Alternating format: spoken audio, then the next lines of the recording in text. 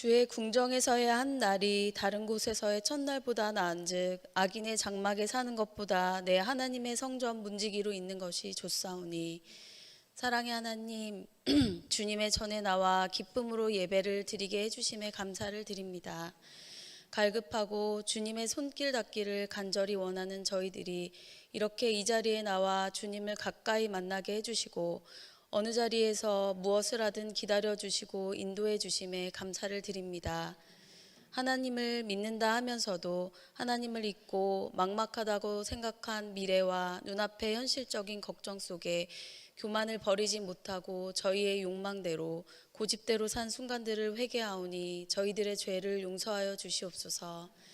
사순절을 보내고 있는 저희들의 영혼이 마르지 않는 샘과 같이 촉촉히 젖어 하나님의 말씀을 잘 흡수하여 삶으로 나타나게 하시고 십자가의 예수님을 기억하며 감사히 살아가게 인도하여 주시옵소서.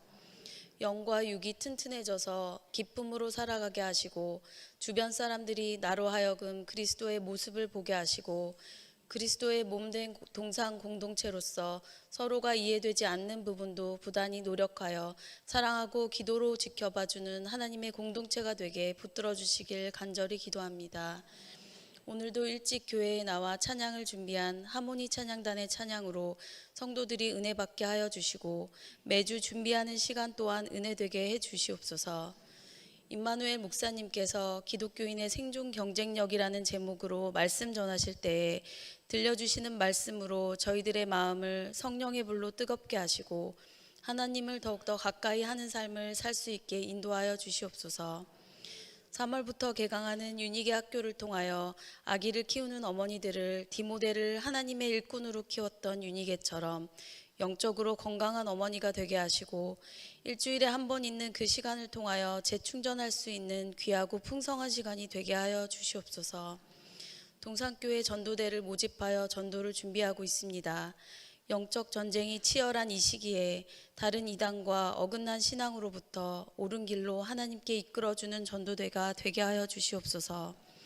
오늘도 여러 사정으로 주님의 전에 나오지 못한 성도님들을 주님께서 아시오니 육적으로 정신적으로 힘든 성도들에게 독수리 날개치며 올라감같이 새 힘 주시고 마음의 위로 주시옵소서. 사순절 묵상으로 40일을 보내는 동안 매해 있는 형식적인 행사가 아닌 날마다 새롭고 날마다 더 하나님께 가까이 가는 성도님들이 아름다운 동산교회를 이루어 나라와 더 나아가 세계로 복음 전하는 동산교회 되게 하여 주시옵소서. 모든 교역자와 예배위원들에게 축복 내려주시고 삶 가운데 여유를 주셔서 성도들을 섬기는 데 소진되지 않고 영육간에 늘 강건할 수 있도록 지켜 보호해 주시옵소서. 우리를 사랑하셔서 늘 곁에 계시는 우리를 위해 십자가 보혈 흘리신 예수 그리스도의 이름으로 기도드립니다.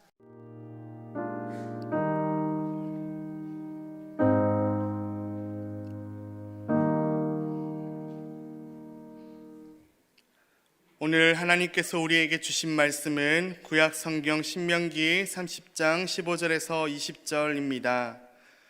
구약 310쪽입니다. 구약 성경 신명기 30장 15절에서 20절입니다. 구약 310쪽입니다. 하나님의 말씀을 저와 여러분이 한 절씩 교독하신 후에 마지막 절은 함께 합독하여 읽겠습니다.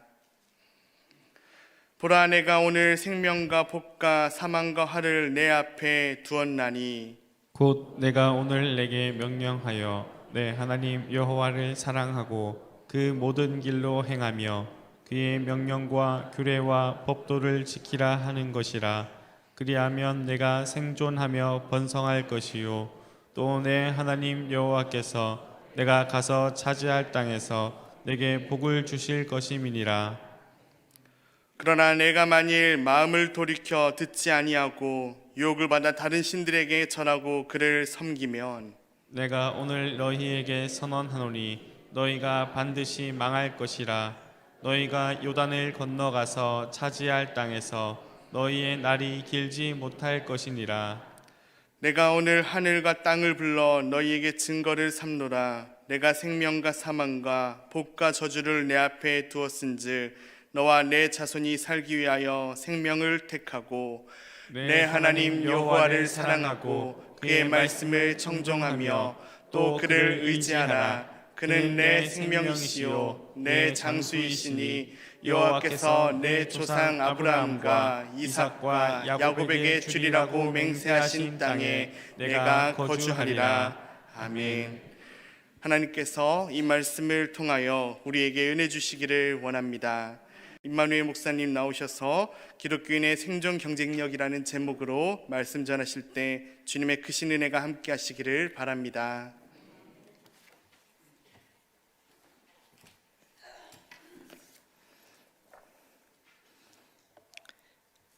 샬롬, 평안하시죠? 네, 우리 옆 사람 바라보며 이렇게 인사해 보았으면 좋겠습니다. 승리하십시다. 승리하십시다. 네, 또 한 가지 인사가 있는데요. 살아남으십시다. 네, 예수님의 능력으로 승리하며 살아가시기를 간절히 소망합니다. 우리가 정말 멋지고 아름답게 살아가야 되고 또 이기며 살아가야 되는데 어떻게 되든 살아남는 것이 이기는 것이다 라고 그런 말들을 요즘 너무나 많이 하는 것을 보게 됩니다. 왜 그럴까요? 작금의 시대가 명분보다는 실리를 찾고 살아가는 무한 경쟁의 시대를 살아가고 있기 때문인 것 같습니다. 어떤 변화와 혁신이 지속적으로 이루어지고 있고 그 변화와 혁신이 너무나 빠르게 이루어지다 보니까 사람들은 새로운 시장이 열려지고 기회가 있다라고도 말을 하곤 하지만 동시에 너무나 치열한 경쟁이 끊임없이 벌어지고 있습니다. 그러다 보니까 이러한 환경 속에서 뒤처지지 않고 또 살아남기 위해서 수단과 방법을 가리지 않는 시대 속에 우리가 살아가는 것이다. 그렇게 무한 경쟁의 시대를 살아가는 것이 바로 현대의 모습이 아닌가 생각되어집니다.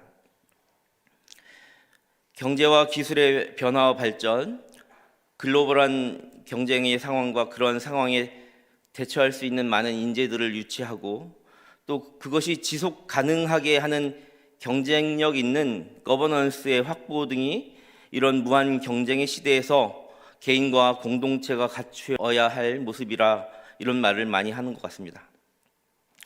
그런데 교회도 보면 이러한 현실이 예외가 아닌 것 같습니다. 이미 교회의 경쟁력이 시대를 따라가지 못한다라고 말하며 많은 부분에서 의심되어진다라고 이야기하곤 합니다. 그런데 꼭 무한 경쟁의 시대가 아니어도 개혁과 변화의 시기에는 반드시 경쟁력을 지녀야 합니다. 교회는 4차 혁명과 포스트 코로나를 넘어서 인구 절벽과 고령화라는 미래 세대를 바라보면서 질적이고 또 양적인 비전을 꿈꾸기 위해서는 경쟁력을 지녀야 한다는 것입니다. 마치 애굽 문명에서 오랜 시간을 보내고 또 길고 길었던 광야 생활을 마치고 가나안 땅을 목전에 두었던 이스라엘 백성의 모습과도 흡사하다고 여겨집니다. 그렇다면 우리 기독교인들이 갖추어야 할 생존 경쟁력은 어떠한 것이 있을까? 오늘 말씀을 통하여 좀 알아보고자 합니다. 여기 가나안 땅을 목전에 둔 이스라엘 백성들이 있습니다. 그런데 하나님은 그들이 지금까지 행해왔던 지나온 행적들을 살펴보시며 결코 그들을 믿지 못하시고 계셨어요. 안심이 되지 않으셨기 때문입니다. 왜냐하면 아무런 무장이 되지 않은 채로 그 가나안 땅으로 그냥 보내실 수가 없었기 때문입니다. 가나안은 빈집이 아니었기 때문이죠. 하나님의 백성들이 그곳에서 경쟁하고 싸워야 할 곳이 바로 가나안 땅이기 때문입니다. 그러므로 하나님께서는 이스라엘 백성들을 경쟁력 있게 재무장시켜야만 했습니다. 하지만 가나안 땅에 있는 백성이 가진 그런 것들과 비슷한 세상의 것으로 경쟁력을 확보하고 재무장시키려 하고 있지 않으셨습니다. 하나님 백성이 가진 경쟁력은 다른 차원의 것이기 때문입니다. 그들에게 필요한 것은 약육 강식이나 적자 생존이라는 세속의 세계관도 아니고 당시의 다양한 철기 문화와 무기 사용법을 습득하는 것이 먼저가 아니라 말씀에 대한 확신과 신뢰, 하나님에 대한 믿음과 순종 없이는 살아남을 수 없다는 투철한 각오가 필요했기 때문입니다. 오늘 말씀의 본문은 신명기입니다. 신명기는 모세가 단순히 이스라엘 백성의 과거 역사를 회고하고 회상하는 것으로 끝나지 않고 가나안에 들어갈 새로운 세대에게 과거 역사의 의미를 모세 자신의 신앙으로 다시 재창조하고 새롭게 해석한 그런 내용입니다.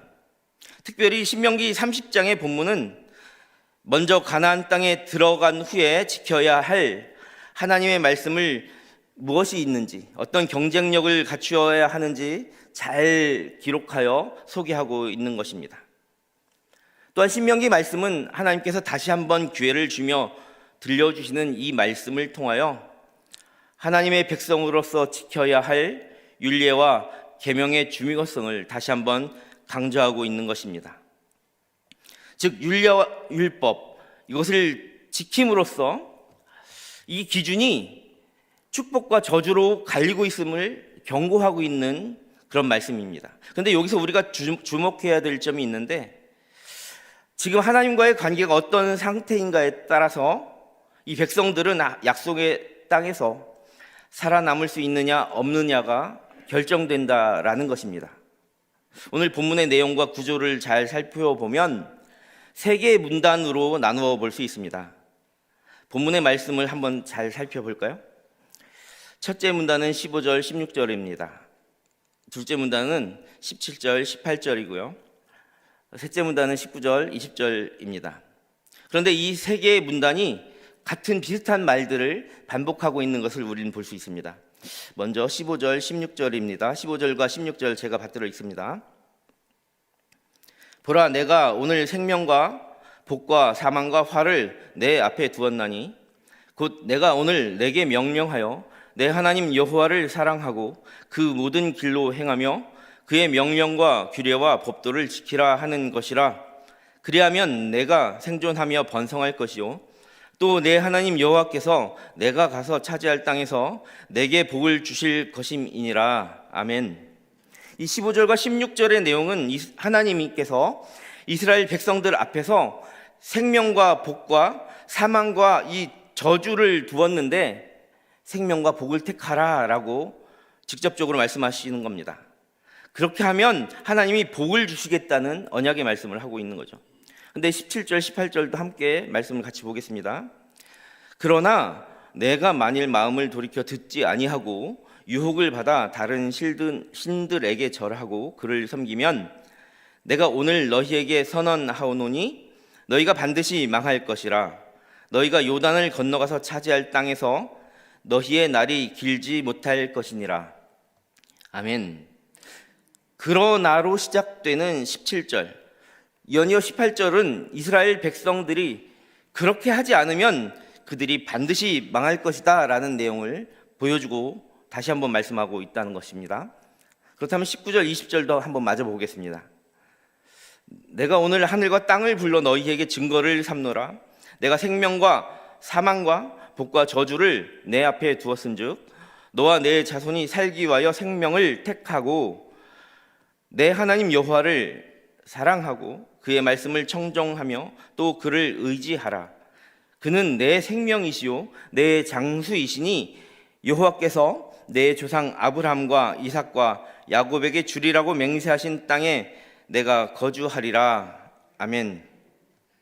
19절과 20절은 부디 이스라엘 백성이 생명을 좀 택해라.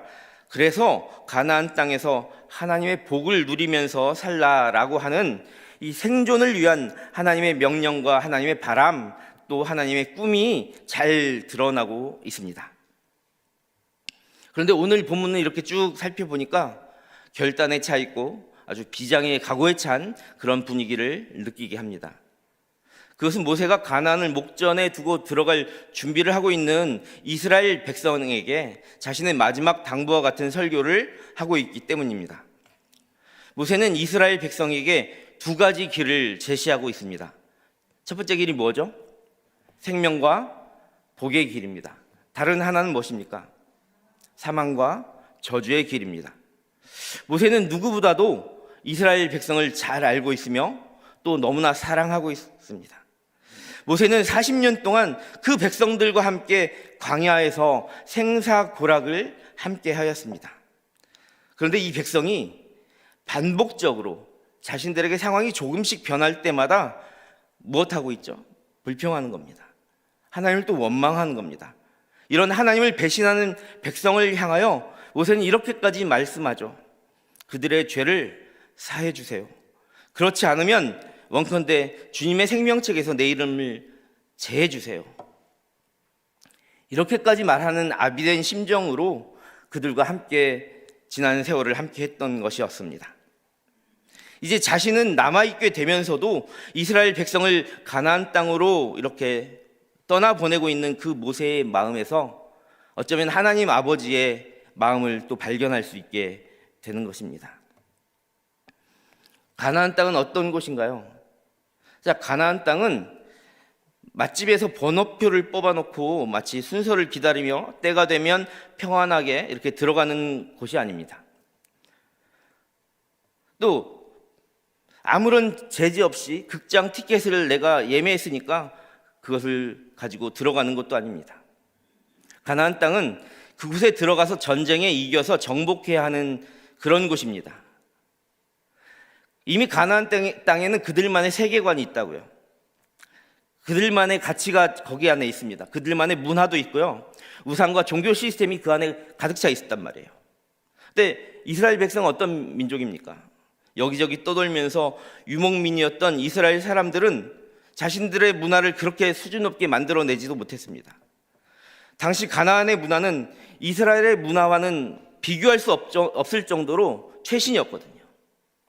수준이 높았다고요. 그런데 이스라엘 백성은 아무런 무장 없이 그곳에 들어가면 커다란 문화 충격에 빠지는 겁니다. 아무런 경쟁력을 갖추지 못하고 가나안 땅에 들어가서 이방 신들을 물리치고 이방 문화를 무너뜨리고 여호와를 섬기며 살아갈 수 있을까요? 이것이 바로 하나님의 염려이자 모세의 염려였던 거예요. 무너지고 멸망하게 될지 모르는 이스라엘 백성을 바라보는 하나님의 심정이 지금 오늘 말씀에 담겨 있다는 것입니다. 오늘날 우리의 삶의 현실, 우리의 삶을 살펴보고 돌아보면 정말 어린아이의 때부터 무한 경쟁의 시대에서 살아남기 위해 치열하게 살아가고 있는 모습을 발견합니다. 그런 과정에서 믿음을 지키며 산다는 것이 너무나 만만치 않다는 것도 보게 됩니다. 그런데 하나님의 말씀을 통해서 우리가 보면 우리에게는, 우리 신자들에게는, 기독교인들에게는 복음으로 세상을 정복할 사명이 있다는 것입니다. 이것을 위해서는 그들과 맞서 싸워 이길 수 있는 경쟁력을 우리가 가지고 있어야 합니다. 우리 모두는 어떤 사람입니까?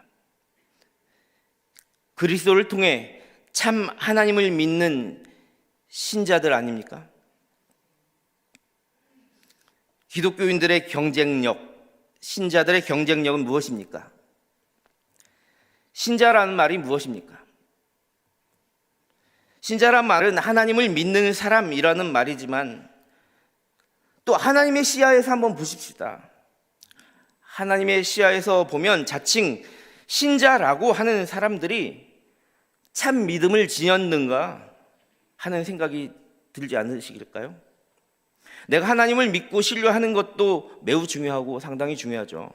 그러나 하나님 입장에서 하나님이 보시기에 내가 하나님께 안심을 시킬 만큼 내가 믿을 만한 사람인가 라고 하는 것이 더 중요하다고 생각합니다. 하나님 보시기에 믿음이 가는 사람들 말입니다. 하나님이 믿을 만한 사람이 저와 여러분 되기를 간절히 소망합니다. 그렇게 하나님께서 당부하신 경쟁력을 우리가 지녀야만 할 것입니다. 가나안 땅과 같은 작금의 이 세상을 이길 수 있는 거버넌스의 경쟁력 말입니다. 요즘 경쟁력의 최고봉이라고 말하는 게 거버넌스거든요. 이 거버넌스는 조직 또는 공동체 시스템 내에서 의사 결정을 내리고 통제하는 방식이나 체계를 말하는 개념이 거버넌스라고 하는 거예요. 2000년 전 모세는 가나안 땅을 들어가기에 앞서 이스라엘 백성을 향한 거버넌스를 제시하였습니다. 본문 신명기 30장 20절에서 그 경쟁력이 모두 다 나와 있습니다. 그런데 이 말씀이 오늘을 살아가는 우리에게도 여전히 유효하고 여전히 영향을 끼치는 그 신명기 30장 20절의 말씀을 우리 함께 보십시다. 다시 한번 보겠습니다. 제가 받들겠습니다. 내 하나님 여호와를 사랑하고 어떻게 하라고 했죠? 그의 말씀을 청종하며 어떻게 해요? 또 그를 의지하라. 뭐라고 말씀하십니까? 의지하라. 그는 내 생명이시오 내 장수이시니 여호와께서 내 조상 아브람과 이삭과 야곱에게 주리라고 맹세하신 땅에 내가 거주하리라. 아멘. 자, 이 말씀을 보면 우리에게 필요한 경쟁력은 첫 번째, 하나님을 사랑하는 것입니다. 한번 따라해 보겠습니다. 하나님 사랑. 하나님 사랑. 맞습니다. 기독교인들이 갖추어야 할 첫 번째 생존 경쟁력은 하나님을 사랑하는 겁니다. 세상의 것을 사랑하는 것이 아닙니다. 그런데요, 이 하나님을 사랑하는 것이 신자들이 지닌 최고의 능력입니다. 믿음이 어디에 있을까요? 믿음은 머리에 있지 않고 우리 가슴에 있습니다. 이 가슴 속에 하나님의 사랑으로 충만할 때 우리는 능력의 삶을 살게 되는 것입니다. 그러니 신앙생활을 깊고 신자의 삶이 깊어질수록 하나님을 사랑하는 마음이 깊어져야만 합니다. 세상 것에 눈을 돌리는 것보다 하나님을 더 사랑하고 더 사모해야 되는 것입니다. 그런데 신앙에 힘을 주는 이 경건의 능력이 바로 하나님의 사랑으로부터 나옵니다. 또 하나님을 사랑하는 그 마음이 없는 기독교인들은 이 세상에서 결코 세상을 승리할 수 없습니다. 세상의 경쟁력을 가지고 정복하는 것처럼 보일 수 있을지라도 사랑이 없잖아요. 내가 좋은 스펙을 쌓고 좋은 인간관계를 맺고 좋은 뭔가를 쟁취하고 돈이 많이 얻게 되었다 할지라도 그 안에 하나님 사랑이 없으면 결코 이 세상 끝날까지 승리로 나아갈 수 없다라는 사실이에요. 종국에는 세상에 정복된다는 거예요. 자기가 가진 그런 것으로 말이죠. 신앙의 문제는 그래서 사랑의 문제입니다. 하나님을 사랑하는 마음이 없는 교회는 결코 생존할 수도 없고 존재할 필요도 없는 겁니다. 사랑하는 성도님들, 우리는 하나님의 사랑이 우리를 감싸 안고 있다는 사실을 믿습니다. 하나님의 사랑은 우리를 감싸 안고 있으며 우리를 변화시킵니다. 모든 상황에서 우리를 안전하게 지켜줍니다. 왜냐하면 하나님의 사랑은 영원하시기 때문입니다. 그 넓고 깊은 하나님의 사랑을 우리가 경험하고 서로에게 나눔으로써 우리가 닥쳐오는 많은 험난한 상황도 이겨나가게 되고 시련도 견디게 하며 그렇게 서로를 격려하고 지지하고 세워주는 것입니다. 그러므로 기독교인의 첫 번째 경쟁력은 오늘 말씀에서 보여주신 것처럼 하나님 사랑입니다. 아멘. 두 번째 경쟁력은 청종입니다. 20절에 보면 그의 말씀을 청종하며 라고 쓰여져 있습니다. 청종이란 말이 무엇일까요? 청종이란 말은 말을 잘 듣고 따른다는 말입니다. 그런데 순종하기 위해서 말씀에 귀 기울이며 말씀을 잘 듣는 것이 중요합니다. 그래서 오늘 본문에서는 청종이라고 하십니다. 믿음은 들음에서 난다고 하셨죠. 믿는 자들은, 이 신자들은 말씀을 잘 들어야 합니다. 왜 순종해야 되는데 청종이라고 표현하셨을까요? 믿는 자들이 자신의 기준과 가치관을 세워놓고 그 기준의 말씀을 비교하며 살아가게 되면 순종은커녕 불평과 원망을 하게 될 수 있기 때문입니다. 하나님의 말씀이 내 생각이 되고 하나님의 말씀이 또 내 마음이 되고 하나님의 말씀이 내 뜻과 의지가 되도록 잘 듣고 집중해서 들으라고 청종하라 하시는 겁니다. 온 마음과 정성을 다해서 들으라고 그렇다는 거죠. 이 마음에 자신의 가치와 기준이 있다면 이것을 비워야 마음이 가난한 자가 됩니다. 마음에 가진 것이 없어야 말씀을 잘 듣고 채워 넣을 수 있습니다. 그렇게 위해서 열린 마음이 필요합니다. 사도행전 17장 11절에 보면 베레아에 있는 사람들은 데살로니가에 있는 사람들보다 더 너그러워서 간절한 마음으로 말씀을 받고 이것이 그러한가 하여 날마다 성경을 상고함으로 그 중에 믿는 사람이 많다라고 적혀져 있습니다. 마음이 비워지면 너그러워집니다. 욕심이 빠져나가고 너그러워지고 또 경청하고 또 그 말씀을 받고 순종하면서 믿음이 강해지는 겁니다. 그래서 날마다 성경을 상고한다는 것은 말씀을 받는 그런 사람들을, 그런 마음들을 이야기하는 겁니다. 즉 말씀을 영접하는 겁니다.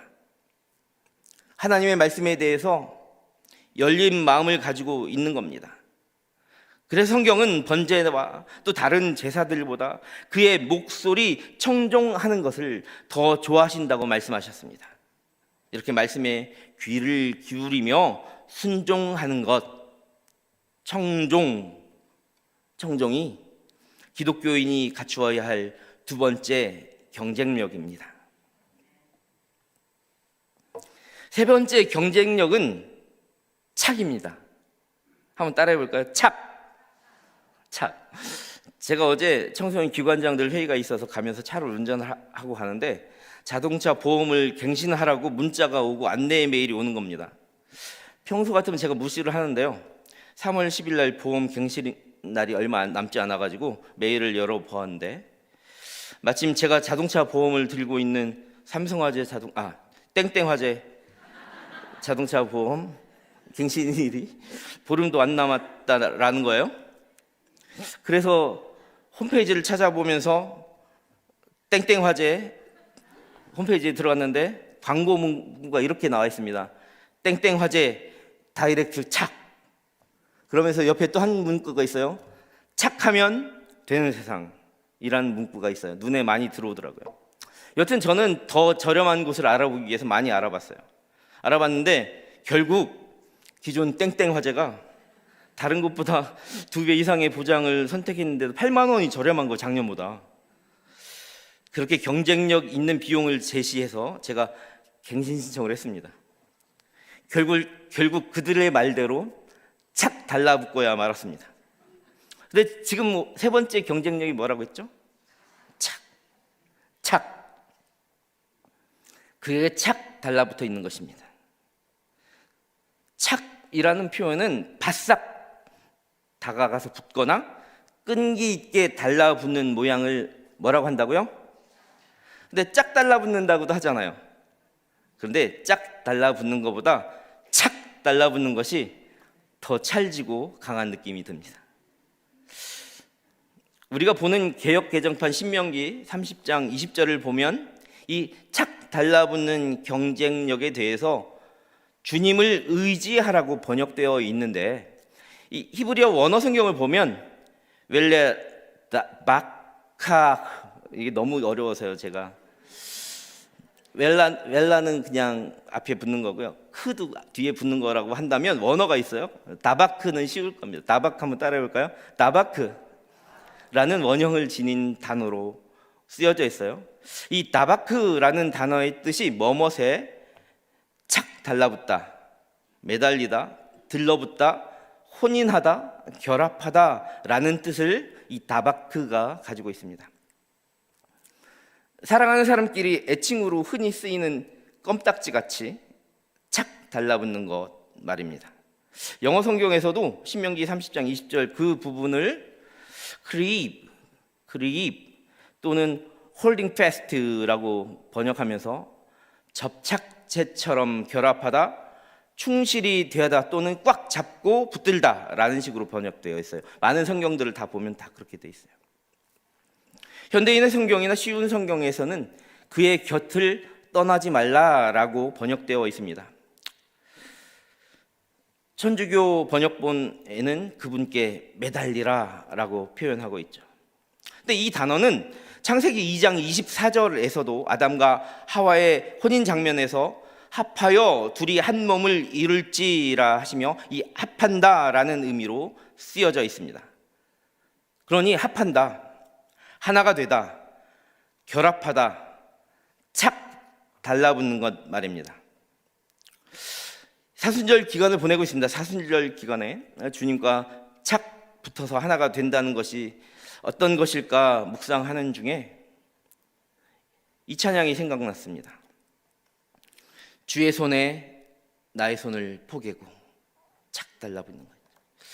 근데 이 찬양을 보면 이 후렴부에 이런 말이 나오죠. 주의 손에 나의 손을 포개고 또 주의 발에 나의 발을 포개어 나 주와 함께 죽고 또 주와 함께 살리라 영원토록 주 위에 살리라. 아멘. 영원토록 주와 함께 사는 것, 주님을 위해 사는 것 말입니다. 착 달라붙어서 하나가 되어 주를 위해 나의 생명도 드리고 나의 손과 발도 드리고 나의 음성도 나의 보화도 나의 시간도 드리는 삶 말입니다. 하나님과 붙어있는 사람 결코 망하지 않습니다. 생명력 있는 삶을 살게 됩니다. 우리 지금은 요한복음 15장에서도 포도나무 비유를 통해서 하나님과의 믿음의 관계를 잘 설명해 주셨습니다. 가지가 포도나무에 착 붙어 있으면 어떻게 되죠? 열매를 맺습니다. 그런데 착 달라붙지 않으면 어떻게 되죠? 결코 열매를 맺을 수 없습니다. 승리할 수 있는 경쟁력이 없는 것입니다. 팔과 다리가 몸에서 떨어져 나가고 목에서 떨어져 나갔다고 생각해 보십시다. 너무나 끔찍하지 않습니까? 하나님의 백성은 하나님께 쫙 달라붙어 있어야만 합니다. 그것이 우리의 경쟁력입니다.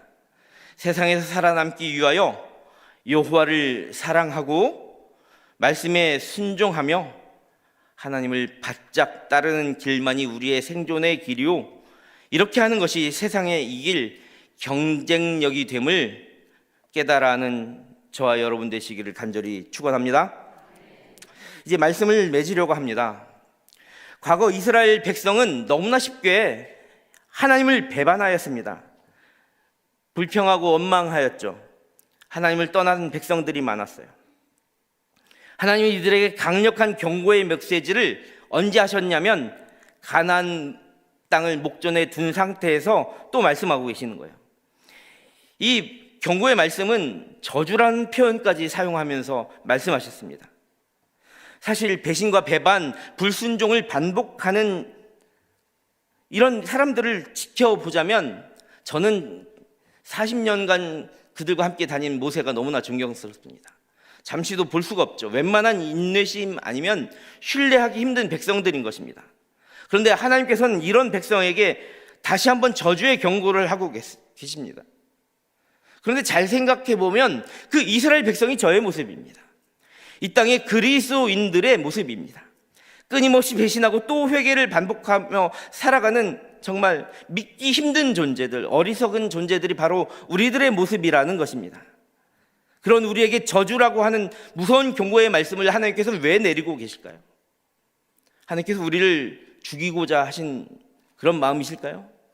아니라고 생각합니다. 왜냐하면 저는 오늘도 오면서도 하나님의 사랑을 느끼고 살아간다고 고백하기 때문입니다. 그러니 이 저주는 저주 그 자체에 하나님의 뜻이 담긴 것이 아니고 축복과 생명 가운데 살아가기를 택해라 라는 강력한 메시지를 전하고 있다라는 것입니다. 그러므로 축복과 저주가 상반되는 개념 같지만 실제로는 이 저주가 하나님이 이 말씀을 접하는 자신들의 백성들이 바른 선택을 하기를 바라시는 하나님의 간절함이 담겨 있다는 거예요. 그 이 저주 안에 하나님의 소망이 담겨 있고 하나님 사랑의 증거가 그 단어에 들어있다는 거예요. 저주는 반드시 약속의 땅에 들어가서 복을 누려야만 한다라고 하는 하나님 사랑의 다른 표현인 것입니다. 그러므로 하나님 편에서도 그렇고 이 말씀을 받는 저와 우리들의 입장에서도 그렇고 이 축복과 저주는 다른 것이 아니라 결국 하나의 방향으로 나아가도록 인도하시는 사랑의 말씀으로 받아야만 합니다. 우리가 매일 마주대하며 살아가는 가나안과 같은 세상에서 우리가 정말 세상의 경쟁력을 우리가 갖추면 평안할 것 같죠? 풍요로울 것 같죠? 정말 그렇게 살 것 같죠? 하지만 그렇지 않다는 것을 우리는 매일 느끼며 살아갑니다. 오늘은 말씀을 통해 이스라엘 백성의 불순종했던 모습을 생각하며 우리들의 신앙의 자세, 우리들의 신앙의 현 주소를 생각해 보게 되었습니다. 하나님의 백성으로 살아가기 험한 이 시대에서 승리하고 생존하고 복과 생명을 택하여 살아가기 위해서는 어떠한 생존 경쟁력이 있어야 되는지도 알아보았습니다.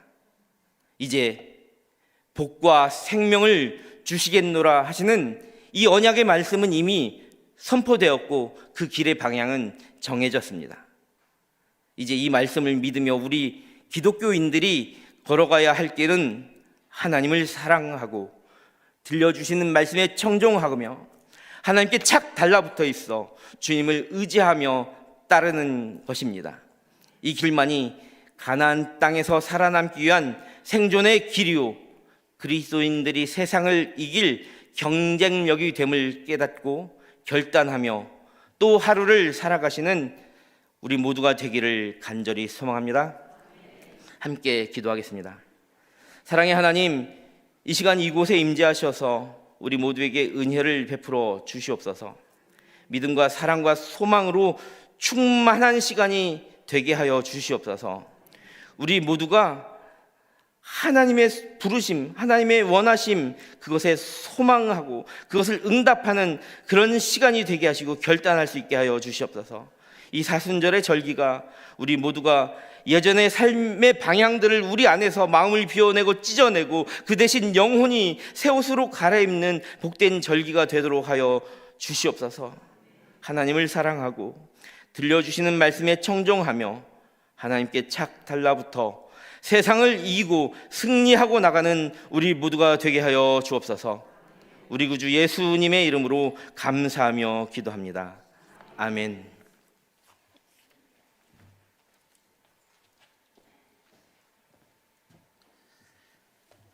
말씀으로 많은 은혜 받으신 줄로 믿습니다. 우리 목사님은 청년부를 지금 담당하고 계십니다. 우리 청년부 목사님 임마누엘 목사님, 우리 청년들을 하나님의 귀한 제자들로 잘 키워낼 수 있도록 우리 목사님 큰 박수로 한번 축복하고 격려하겠습니다.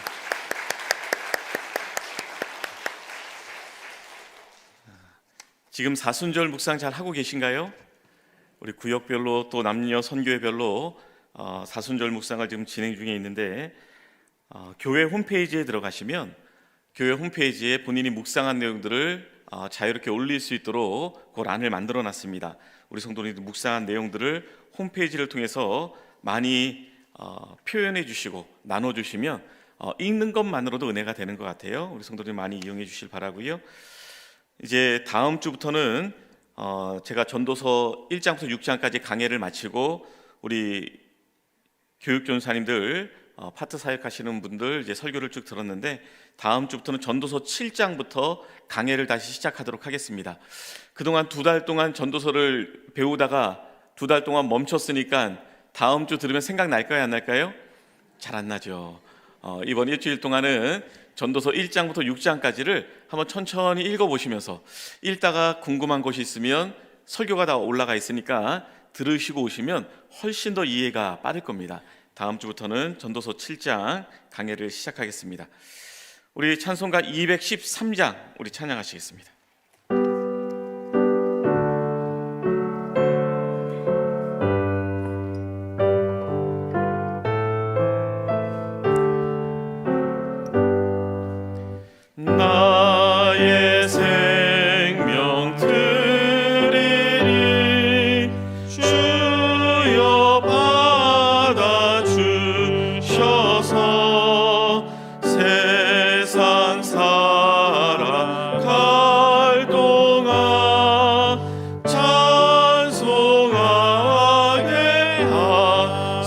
하소서. 손과 발을 들이니 주여 받아주셔서 세대 일을 위하여 민첩하게 하소서. 나의 음성 들으니 주여 받아주셔서 주의 진리 말씀만 전파하게 하소서. 나의 보화 드리니 주여 받아주셔서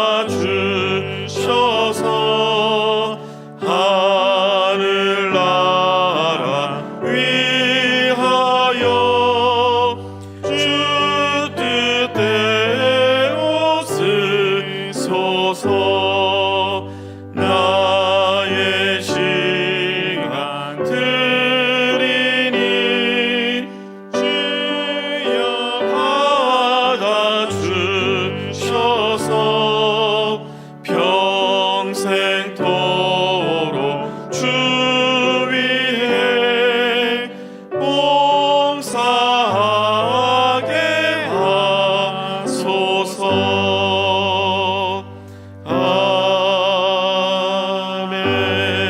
아멘. 기도하겠습니다.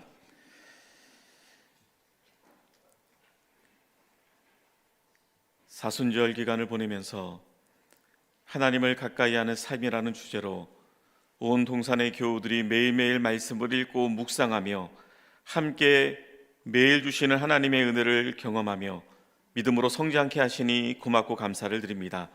이 사순절 기간이 하나님께 한 걸음씩 가까이 나아가는 시간이 되게 하여 주셔서 따바크 하나님께 딱 붙어있는 그런 경험의 시간들이 될 수 있도록 축복하여 주시옵소서. 말씀은 나눌 때에 더 풍성해지는 줄로 믿습니다. 내가 말씀을 직접 나누게 하시고 묵상케 하시고 나누게 하여 주셔서 나눔을 통하여 많은 사람들에게 예수님의 향기를 함께 공유할 수 있게 하여 주시고 이를 통하여서 우리 동산 가족들이 더 하나로 묶여지는 귀한 시간들이 될 수 있도록 축복하여 주시옵소서. 이제는 우리 주 예수 그리스도의 은혜와 아버지 하나님의 크신 사랑하심과 성령 하나님의 교통하심과 동행하심과 충만하심이 이 세상 가운데 예수를 믿는 자로서 신앙의 경쟁력을 가지고 주님을 사랑하며 주님의 말씀에 청중하며 주님과 온전히 동행하는 삶을 살아가기로 결단하는 우리 사랑하는 동산의 모든 가족들 머리 위에 가정과 일터와 사랑하는 자녀손들 위에 주님께서 피로 세우신 우리 동산 교회 위에 이제부터 영원토록 함께 계시기를 간절히 축원하옵나이다. 아멘.